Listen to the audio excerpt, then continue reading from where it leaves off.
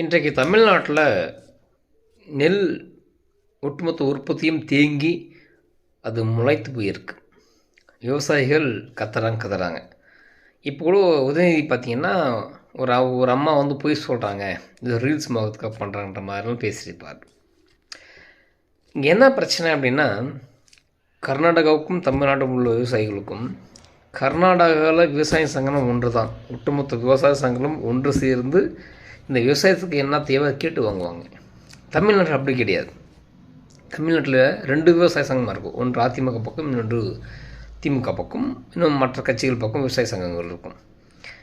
இவங்க இன்றைக்கு எவ்வளோ குற்றச்சாட்டு வச்சாலும் உடனடியாக திமுக சொன்னால் இது எதிர்கட்சி சதி பண்ணுது அப்படின்னு சொல்லும். இல்லை திமுக ஆட்சியில் அன்றைக்கு நடந்துச்சுன்னா அதிமுக சொன்னால் இது எதிர்கட்சி செய்து அப்படி சொல்லும். இப்போ கொஞ்சம் பாருங்கள், இன்னும் கொஞ்ச நாளைக்கு திமுக சேர்ந்த விவசாயிகள், அதாவது திமுக போரில் இல்லை, உண்மையாகவே திமுக பார்க்கக்கூடிய ஒரு விவசாய சங்கம் வந்து என்ன சொன்னால், எங்களுக்கு முதல்வர் இவ்வளோ செஞ்சுட்டாரு, ஸ்டாலின் இவ்வளோ செஞ்சுட்டாரு, உதயநிதி உடனே வந்து பார்த்தாரு, அதுவும் தாய் உள்ளத்தோடு பார்த்தாரு, கருணையோடு எங்கள் கோரிக்கையெல்லாம் ஏற்றுக்கிட்டாரு அப்படி சொல்லி புகழ்ந்து பேசும். இதைத்தான் நீங்கள் கொஞ்ச நாளைக்கு முன்னாடி தூய்மை பணியாளர்கள் போராட்டம் பண்ணாங்க. மிகப்பெரிய போராட்டமாக ஆச்சு. அது இரவாக அவர்கள் கைது பண்ணாங்க.